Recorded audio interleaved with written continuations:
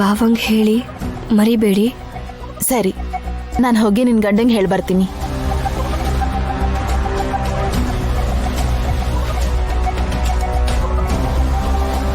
ದೇವಾಂಶ್ ಅವರೇ. ಡಾಕ್ಟರ್, ವೈದೇಹಿ ಹೇಗಿದ್ದಾಳೆ? ಏನ್ ತೊಂದರೆ ಇಲ್ಲ ತಾನೆ?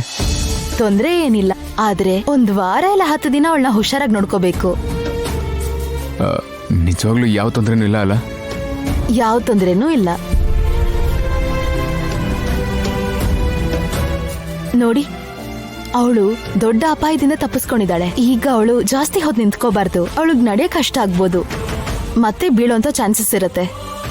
ಅದಕ್ಕೆ ಹುಷಾರಾಗೋವರೆಗೂ ಬೆಡ್ ರೆಸ್ಟ್ ಮಾಡೋದು ಒಳ್ಳೇದು. ಆಗ್ಲಿ ಡಾಕ್ಟರ್, ಯಾವಾಗ್ಲೂ ಪಕ್ಕದಲ್ಲೇ ಇರ್ತೀನಿ. ಅವಳಿಗಿಂತ ಯಾವುದು ಮುಖ್ಯ ಅಲ್ಲ ನನಗೆ. ಸರಿ, ಈ ಮೆಡಿಸಿನ್ಸ್ ತಗೊಂಡ್ ಬನ್ನಿ. ಸರಿ ಡಾಕ್ಟರ್. Okay okay.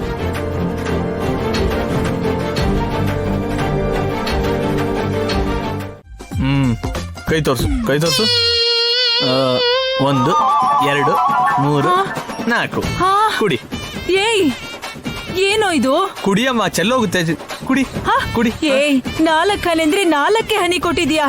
ದಾಹ ಆಗ್ತಾ ಇದೆ, ಕೊಡೋ. ಅದ್ ಹೇಗಾಗುತ್ತಮ್ಮ? ಆಗ್ಲೇ ಮಹಾಭಾರತದಲ್ಲಿ ಶಕುನಿ ಕತೆ ಕೇಳಿಸ್ಕೊಂಡೆ ಅಲ್ವಾ? ಅಲ್ಲಿ ಶಕುನಿ ಅನ್ನಕ್ಕನ್ನ ಸೇರಿಸಿ ಮುದ್ದೆ ಮಾಡಿ ದಿನಕ್ಕೊಂದ್ ತುತ್ತು ಅಂತ 16 ವರ್ಷ ಕಾಲ ಕಳೆದ. ನಾವು ದಿನಕ್ಕೊಂದ್ 4 ಹನಿ ಇಟ್ಕೊಂಡು ದಾಹ ತೀರ್ಸ್ಕೊಂಡ್ರೆ 10 ದಿವಸ ಬದುಕಕ್ಕಾಗಲ್ವಾ? ಇದು ಬಾತ್ರೂಮ್ ನೀರಲ್ಲ, ನಮ್ ಪ್ರಾಣನ್ ಕಾಪಾಡೋ ಅಮೃತ. ಕೊಡೋ. ಅರ್ಥ ಆಯ್ತಾ? ಅಮ್ಮ ಬೇಡ ಅಮ್ಮ.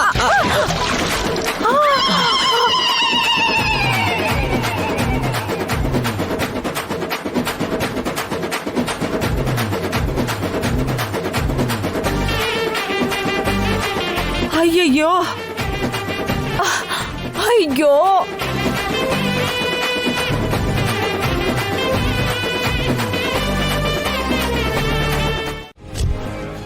ನಮಸ್ಕಾರ. ನಮಸ್ಕಾರ. ನಮಸ್ಕಾರ.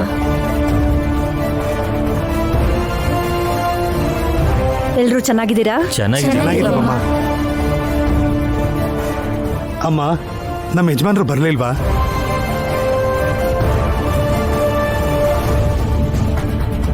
ಬರ್ಲಿಲ್ಲ ಸೋಮಯ್ಯ, ಅನಾನುಕೂಲದಿಂದ ಸ್ವಲ್ಪ ತಡ ಆಗತ್ತೆ. ಹೌದಾ? ಈ ವರ್ಷ ಯಜಮಾನ್ರು ಬರ್ಲಿಲ್ಲ ಅಂತಂದ್ರೆ ಶುರುವಿನಲ್ಲೇ ಅಪಶಕನಾನ? ಹಾಗೆ ಹೇಳ್ಬೇಡ ಸೋಮಣ್ಣ. ದೇವಾಂಶ್ ಬರ್ಲಿಲ್ಲ ಅಂದ್ರೂ ನಿಮ್ ಅಗತ್ಯಗಳನ್ನ ಪೂರೈಸೋದಕ್ಕೆ ನಾವಿಬ್ರು ಬಂದಿದೀವಲ್ಲ. ನಮ್ಮಿಂದ ನಿಮ್ಗೇನೇ ಸಹಾಯ ಬೇಕಿದ್ರು ಅದು ನಿಮಗ್ ಸಿಗತ್ತೆ. ಹೌದು ಸೋಮಯ್ಯ, ದೇವಾಂಶ್ ಅಷ್ಟೇ ಅಲ್ಲ, ನಮಗೂ ಕೂಡ ಬರ್ಲಿಕ್ಕಾಗ್ತಿರ್ಲಿಲ್ಲ. ಆದ್ರೆ ನಿಮಗೋಸ್ಕರ ನಿಮ್ ಎಲ್ಲಾ ಕಷ್ಟಗಳಿಗೆ ನಮ್ಮ ಕುಟುಂಬ ಸದಾಕಾಲ ನಿಮ್ಮ ಜೊತೆಲಿರುತ್ತೆ ಅಂತ ಹೇಳೋದಿಕ್ ಬಂದ್ವಿ. ದೇವಾಂಶ್ ಎಲ್ಲಿದ್ರು ಹೇಗಿದ್ರು ನಿಮ್ ಬಗ್ಗೆನೇ ಯೋಚನೆ ಮಾಡ್ತಾ ಇರ್ತಾನೆ. ನಿಮ್ಗೆ ಯಾವ ತೊಂದ್ರೆನೂ ಆಗಕ್ ಬಿಡಲ್ಲ. ಸಂತೋಷವಾಗಿ ಈ ಉತ್ಸವನ ಶುರು ಮಾಡಿ. ನೀವು ಆ ವಿಷಯನ ಪ್ರತ್ಯೇಕವಾಗಿ ಹೇಳ್ಬೇಕಿಲ್ಲಮ್ಮ. ನಮ್ಮನ್ ಕಾಯೋಗ್ ನಿಮ್ ಕುಟುಂಬ ಯಾವಾಗ್ಲೂ ಇರುತ್ತೆ ಅನ್ನೋ ನಂಬಿಕೆ ನಮಗಿದೆ. ನಿಮ್ ಸಹಾಯವನ್ನ ಯಾವತ್ತೂ ನಾವು ಮರೆಯಲ್ಲ. ಹೌದು ತಾಯಿ, ಆದ್ರೆ ಸಹಾಯಕ್ಕಿಂತ ನಂಬಿಕೆನೇ ತುಂಬಾ ಮುಖ್ಯವಾದದ್ದು. ಭೂಮಿ ತಾಯಿಗೆ ಆ ಆಕಾಶದ ಮೇಲೆ ನಂಬಿಕೆ, ನಮಗೆ ನಮ್ಮ ಯಜಮಾನ್ರ ಮೇಲೆ ನಂಬಿಕೆ. ಈ 5 ದಿನ ವ್ಯವಸಾಯ ಹೇಗೆ ನಡೆಯುತ್ತೆ ಅನ್ನೋದ್ರ ಮೇಲೆ ಫಸಲು ಹೇಗೆ ಚಿಗುರು ಬರುತ್ತೆ ಅಂತ ಆಧಾರವಾಗಿರುತ್ತೆ. ಇದನ್ನ ಭೂಮಿಗೆ ಬಿತ್ತಿದ್ರೇನೆ ಬೆಳೆ ಚೆನ್ನಾಗಿ ಬರುತ್ತೆ. ಇದು ತಲತಲಾಂತರದಿಂದ ಬಂದಿರೋ ಆಚಾರ. ನಮ್ಮ ಯಜಮಾನ್ರ ಕೈಯಿಂದ ಯಾವ ವರ್ಷ ವ್ಯವಸಾಯ ನಡೆಯುತ್ತೋ ಆ ವರ್ಷ ಸಮೃದ್ಧಿಯಾಗಿರುತ್ತೆ, ಬೆಳೆ ಚೆನ್ನಾಗಿ ಬರುತ್ತೆ. ಆ ಇಡೀ ವರ್ಷ ನಮ್ಮ ಜೀವನ ಪೂರ್ತಿ ಹಬ್ಬದ ಥರ ಇರುತ್ತೆ. ಇಲ್ಲ ಅಂದ್ರೆ ನಮ್ಮ ಪಾಲಕ್ ಸೇರೋದು ಅನ್ನ ಅಲ್ಲ, ಮಣ್ಣು. ಗಾಬರಿ ಆಗ್ಬೇಡ ಸೋಮಯ್ಯ, ಏನೂ ಆಗಲ್ಲ. ಈ ಉತ್ಸವ ಚೆನ್ನಾಗಿ ನಡೆಯುತ್ತೆ. ಒಂದು ವರ್ಷ ದಶರಥ ರಾಮ ಅವ್ರ ತಂದೆ ರಾಜರಾಮ ಅವರು ಅನಾರೋಗ್ಯದ ಕಾರಣದಿಂದ ಉತ್ಸವಕ್ಕೆ ಬರಕ್ಕಾಗ್ಲಿಲ್ಲ. ಆ ವರ್ಷ ಏನಾಯ್ತು, ಫಸಲೆಲ್ಲ ಹಾಳಾಗೋಯ್ತಲ್ವಾ?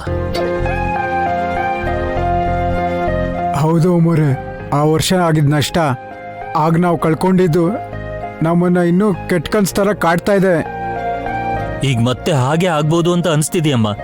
ಮತ್ತೆ ಅದೇ ಅಪಶಕುನ. ಅಲ್ಲಿ ಯಾವುದೋ ಅಪಾಯ ಬಂದು ನಮ್ಮ ಯಜಮಾನ್ರು ಬರ್ಲಿಲ್ಲ ಅಂದ್ರೆ ನಮ್ಮ ಭವಿಷ್ಯ ಚೆನ್ನಾಗಿರಲ್ಲ ಅಂತ ಅರ್ಥ. ಈ ವರ್ಷ ಬೆಳೆ ಬರೋದೇ ಇಲ್ಲ. ಶುರುವಲ್ಲೇ ಆಸೆ ಎಲ್ಲ ನಿರಾಸೆ ಆಗೋಯ್ತು.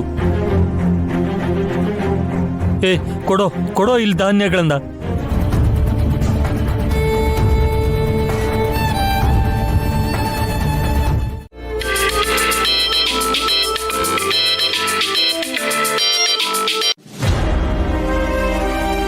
ಹಾ ಅಮ್ಮ. ಕಂದ ದೇವಾಂಶ್, ವೈದೇಹಿ ಹೇಗಿದ್ದಾಳೆ? ಮನೆಗೆ ಬಂದ್ವಿ ಅಮ್ಮ, ಚೆನ್ನಾಗೇ ಇದ್ದಾಳೆ. ಏನಿಲ್ಲ ಅಂದ್ರೂ ಒಂದು 15 ದಿನ ರೆಸ್ಟ್ ತಗೋಬೇಕು ಅಂತ ಡಾಕ್ಟರ್ ಹೇಳಿದ್ದಾರೆ. ಹೌದಾ? ಹಾ. ಆದ್ರೆ ಕಂದ, ಏನಾಯ್ತಮ್ಮ? ಏನೂ ಇಲ್ಲ ಕಂದ. ಹೇಳಮ್ಮ, ಏನಾಯ್ತು? ಇಲ್ಲಿಗೆ ಬಂದು ನಮ್ ಕುಟುಂಬದ ಪರವಾಗಿ ಮಾತು ಕೊಟ್ರೆ ಸರಿ ಹೋಗುತ್ತೆ ಅನ್ಕೊಂಡಿದ್ದೆ. ಆ ಭರವಸೆಲೆ ಬಂದಿತ್ತು. ಅವ್ರಿಗೆ ಮಾತು ಕೂಡ ಕೊಟ್ವಿ. ಆದ್ರೆ ಅವ್ರ ನಂಬಿಕೆ ನೀನು ಅನ್ನೋದು ಇಲ್ಲಿಗೆ ಬಂದ್ಮೇಲೆ ನಮ್ಗೆ ಅರ್ಥ ಆಗಿತ್ತು. ಏನ್ ಹೇಳ್ತಾ ಇದೀಯಮ್ಮ ನೀನು? ಹೌದು ಕಂದ, ನಿನ್ ಕೈಯಾರೇನೆ ನವಧಾನ್ಯಗಳನ್ನ ಬಿತ್ತನೆ ಮಾಡಿಸ್ಬೇಕಂತೆ. ಅದಾಗ್ಲಿಲ್ಲ ಅಂತ ಅವ್ರು ಬೇಜಾರ್ ಮಾಡ್ಕೊಂಡು ಹೊರಟೆ ಹೋದ್ರು ದೇವಾಂಶ್. ಇವರೆಲ್ಲರ ಸಂತೋಷ ನಮ್ ವೈದೇಹಿ ಹೊಟ್ಟೆಲಿರೋ ಮಗುಗೆ ಆಶೀರ್ವಾದ ಆಗತ್ತೆ ಅಂತ ಆಸೆ ಪಟ್ಟಿದ್ದೆ. ಆದ್ರೆ ಏನೇನೋ ಆಗೋಯ್ತು. ಈಗ ಅದಾಗ್ಬೇಕು ಅಂದ್ರೆ ನೀನೊಂದ್ ಕೆಲ್ಸ ಮಾಡು. ಸಂಜೆ ಹೊತ್ತಿಗೆ ಆ ದುಡ್ಡು ತಗೊಂಡು ನೀನ್ ಇಲ್ಲಿಗೆ ಬರ್ಬೇಕು.